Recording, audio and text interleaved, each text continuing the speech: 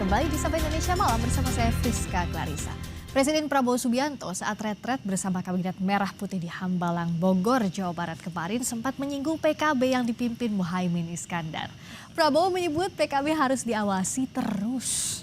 Di hadapan anggota Kabinet Merah Putih, Prabowo menegaskan koalisi parpol pendukung pemerintah saat ini kuat.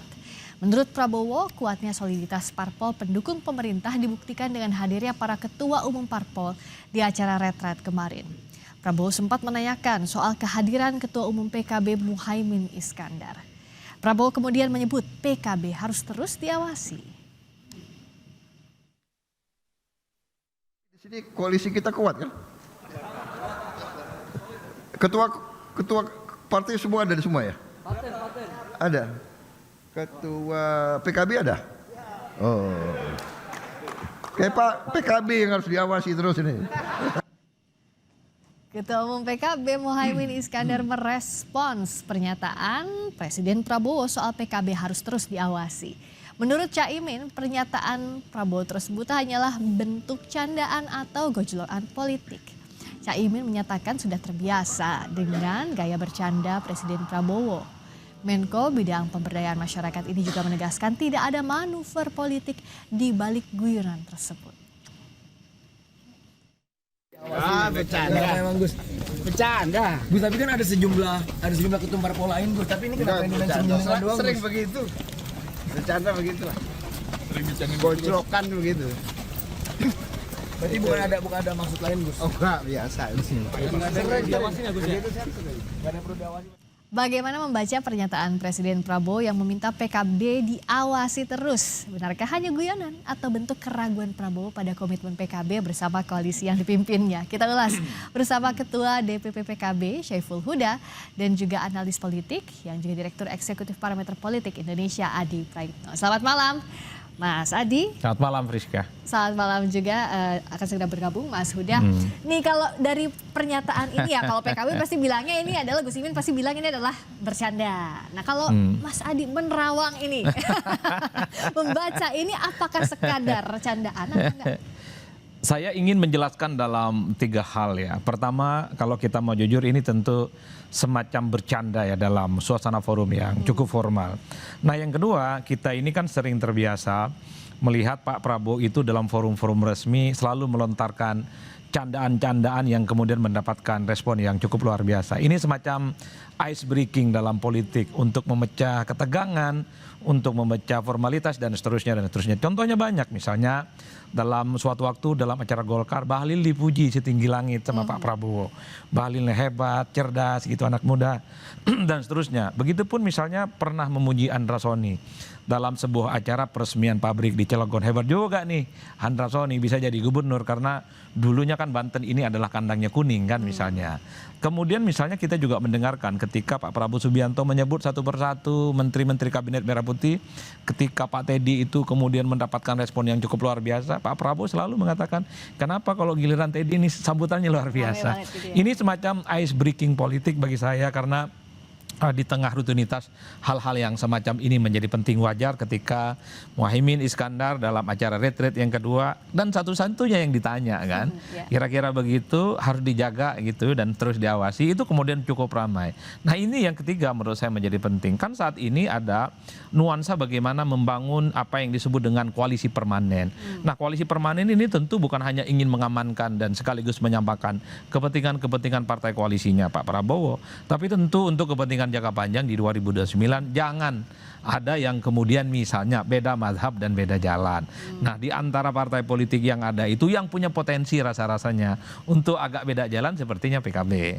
Karena kalau kita mau jujur PKB ini tidak pernah punya sejarah bersama dengan Prabowo Subianto. 2014 mendukung Jokowi, 2019 dukung Jokowi, bahkan 2024 mencalonkan diri kan Muhaimin berpasangan dengan Anies Baswedan. Inilah yang sepertinya publik menganggap ketika bicara tentang kemana ketua umum PKB awas ya gitu kan, semacam sebuah bercandaan, ini semacam kode keras ya, ini untuk membangun bagaimana kebersamaan di 2029.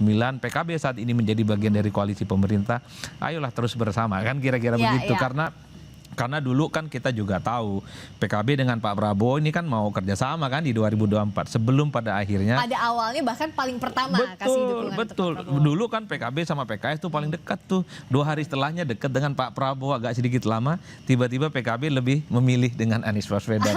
Jadi itu yang sepertinya clue politik yang ditangkap oleh publik tentu saja, yang ini kenapa Muhaimin yang cuman yang disebut dalam saat itulah kira-kira. Kita langsung tanyakan ke Mas Huda, apa kabar Mas Huda, sehat ya? Sehat Mbak. Mas Adi apa kabar? Bang Huda mantap. Kalau tadi kan kita bicara, kayaknya sih Presiden Prabowo kalau menurut Mas Adi ini ngasih ice breaking. Tapi kayaknya ice breakingnya bikin deg-degan juga karena sekaligus kode keras Mas Huda. PKB tangkap sinyal ini kayak gimana Mas Huda? Ya sebenarnya lebih tepatnya kita bisa tanya ke Pak Prabowo sebenarnya. Kira-kira itu kode apa gitu. Tapi setahu kami dan yang sudah-sudah memang Pak Prabowo suka candaan, dan termasuk forum kemarin itu sebenarnya forum yang agak di ujung setelah beliau menyampaikan paparan yang cukup detail menyangkut soal memasuki tahun 2026, dan memang suasana yang kira-kira candaan. Dan memang di politik kalau nggak ada begitunya kayak jadi kayak kering begitu. Jadi itu bagian dari kira-kira kayaknya Caimin udah lama kayaknya nggak ngobrol 4 mata sama beliau kayaknya ini. Jadi akhirnya candaannya keluarnya di forum besar itu. Memangnya terakhir kapan Caimin ketemu sama Pak Prabowo 4 mata, Mas Huda? Saya nggak tahu persis, mungkin 1 bulan lalu ya, sebelum peristiwa ini sebenarnya, sebelum peristiwa banjir dan longsor besar di Sumatera bagian utara. Tapi sejauh ini Caimin menegaskan bahwa tegak lurus ke arahnya Pak Prabowo. Apa yang Pak Prabowo perintahkan, PKB ikut. Kalau take record soal itu saya kira publik dan Mas Adi bisa bercerita ketika PKB sudah menjatuhkan pilihan koalisi politik dalam sepanjang sejarah. Kami tidak pernah goyah dan tidak pernah meninggalkan komitmen politik itu. Mulai sejak Pak SBY 10 tahun, Pak Jokowi 10 tahun gitu. Dan track record kita emang di situ. Jadi PKB begitu menentukan sikap politik dalam sejarah panjangnya di bawah pimpinan Caimin relatif tidak punya semacam pilihan ganda. Jadi begitu kami menjatuhkan pilihan koalisi menjadi bagian dari pemerintah, saat itu pula PKB komit dan tidak teruji dalam perjalanan sejarahnya. Kalau Mas Adi membacanya apakah tadi memang sempat beda jalan sampai di Pilpres 2024 kemarin, tapi apakah sudah secure seharusnya Presiden Prabowo melihat bahwa PKB ya selesaikan dulu jalannya baru beralih haluan misalnya masuk ke pemerintahannya Pak Prabowo setelah selesai dulu Pilpresnya? Ya saya kira memang dalam sistem presidensialisme multipartai ekstrim di Indonesia, koalisi itu sangat gampang terbentuk, tapi pada saat yang bersamaan koalisi itu juga sering pecah kongsi, terutama jelang pemilu. Karena partai-partai politik itu ada kecenderungan untuk memiliki sikap politik yang berbeda dengan teman koalisi yang sebelumnya, termasuk misalnya dengan teman koalisi pemerintah. Apa itu yang terjadi? Karena ini terjadi tentu partai politik itu punya intensi untuk satu ya, mengamankan tiket pencalonan untuk mendapatkan kotel efek, terutama di pileg. Itulah yang kemudian menjelaskan kenapa soliditas dalam partai koalisi itu menjadi penting. Kita dengarkan sehari 2 hari ini betapa pembicaraan soal koalisi permanen yang saya tangkap adalah bahwa keinginan dari pemerintah kekuasaan hari ini menginginkan semua partai politik yang sudah berkoalisi dalam kabinet merah putih ya sebisa mungkin di 2009 harus jalan bersama. Tadi saya sudah ngomong Friska bahwa PKB itu dalam sejarahnya agak sulit untuk berjalan bareng dengan Prabowo. 3 kali pemilu loh, 2014, 2019, bahkan 2024. Ini kerjasama setelah pemilu. Tentu harapannya semoga ada takdir kan kira-kira begitu. PKB, Gerindra dengan partai yang lain bisa kerjasama untuk yang lain. Nah yang kedua bagi saya secara prinsip, kita kan juga tahu bahwa ambang batas presiden di 2029 itu kan zero threshold. Itu tentu didasarkan atas putusan Mahkamah Konstitusi. Maka dalam konteks itulah semua partai politik yang lolos ke parlemen ada ada kemungkinan untuk bisa maju juga sebenarnya di 2029. Akan semakin kompleks dan akan semakin sulit untuk bagaimana mengonsolidasi partai-partai politik untuk terus istiqomah. Karenanya sekalipun itu bercandaan, menurut Bang Huda dan kawan-kawan PKB, tapi bagi kita yang melihat dari jauh, ini bercandaan yang serius loh. Gitu.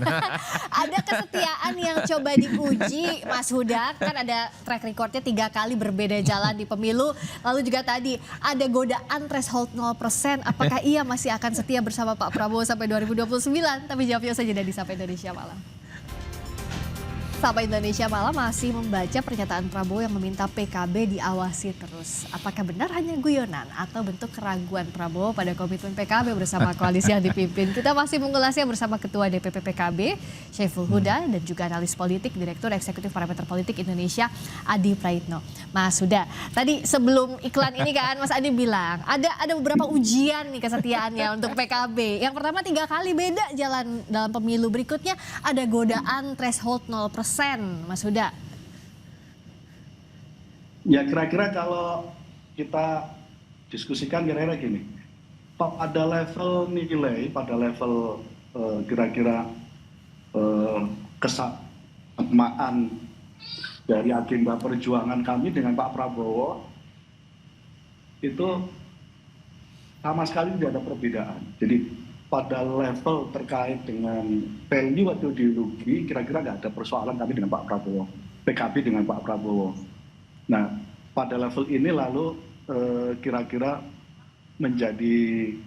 menjadi perekat utama, karena koalisi yang paling baik adalah koalisi yang dibangun atas kesadaran dan kesamaan nilai dulu.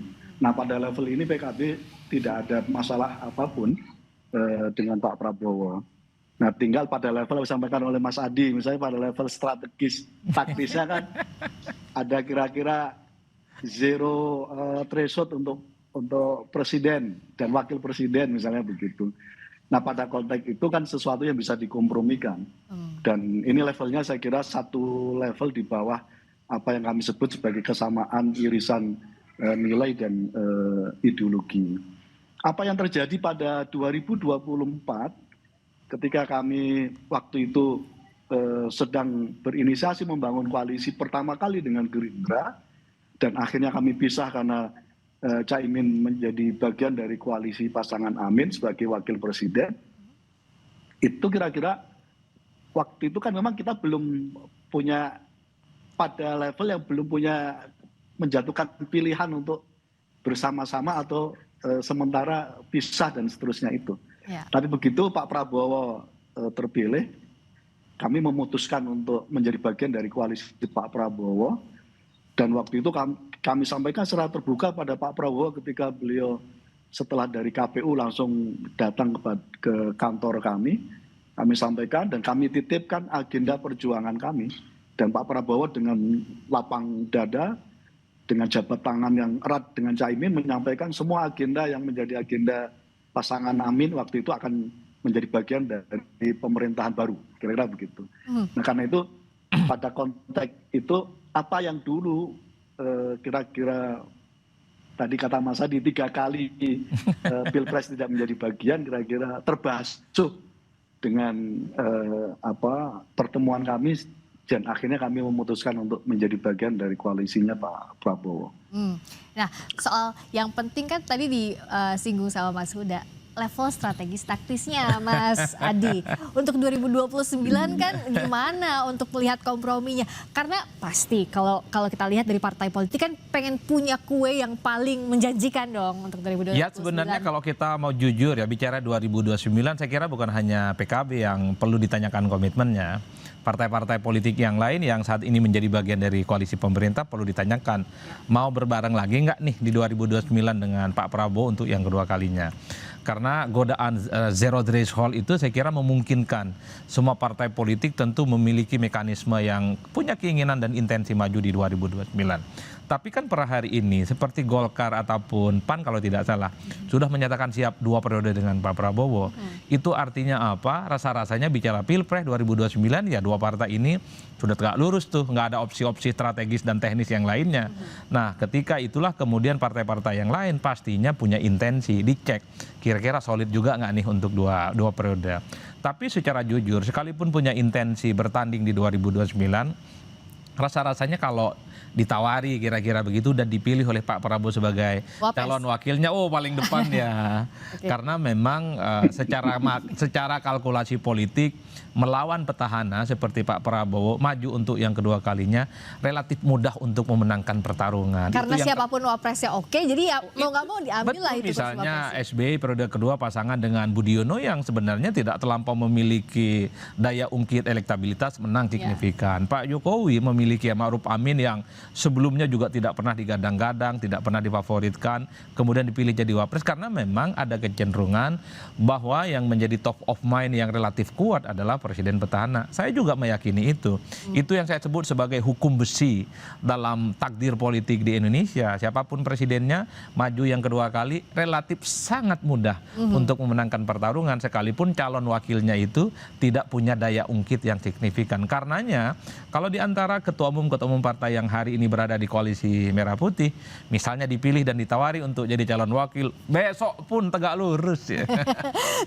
Jadi nggak perlu istikharah, nggak perlu istighosa, kira-kira. Besok langsung oke gas. Besok oke mantap ini Bara. Nah berarti kalau Mas Huda ya dari hati terdalamnya PKB, apakah ingin ya kasih tak sampainya di 2024 diwujudkan di 2029? Caimin lah yang maju bersama dengan Pak Prabowo itu.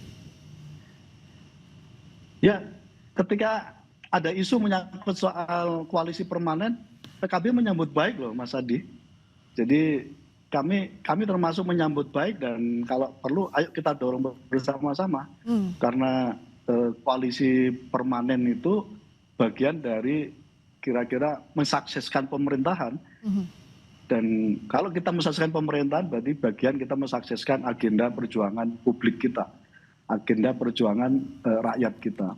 Karena itu ketika Pak Prabowo misalnya menyampaikan dalam forum besar kami di dalam Harlah PKB, beliau menyampaikan bahwa kita harus kembali pada pasal 33 dan itu kehormatan bagi PKB. Ketika beliau menyampaikan di forum resmi kami dan di satu-satunya forum partai di mana Pak Prabowo secara terbuka menyampaikan pemerintahan saya akan menjadi bagian untuk memastikan pasal 33 bahwa seluruh sumber daya, semua proses ekonomi sepenuhnya kita abdikan untuk kepentingan rakyat. Kami menyambut baik dan pasca itu kami sampaikan bahwa waktunya kita PKB menjadi bagian dari koalisi permanen dari Pak Prabowo. Dan kami secara terbuka menyampaikan uluran tangan itu. Secara tidak langsung kalau Mas Huda tadi bilang artinya sebenarnya kalau 2029 Pak Prabowo nggak usah terlalu khawatir koalisi permanen. Kenapa demikian Mas Adi? Karena kan di awal juga tadi Mas Adi bilangnya sebenarnya kalau periode kedua sih siapapun itu pasangannya otomatis akan kuat. Artinya kalaupun ada partai politik yang keluar dari koalisi dan melawan Pak Prabowo kayaknya sulit. Apa iya sampai detik ini ya? Ya sebenarnya dalam kompetisi di 2029 sebenarnya relatif sangat mudah untuk diprediksi siapa yang akan memenangkan pertarungan. Tentu dengan tanpa bermaksud ingin mendahului kehendak Tuhan.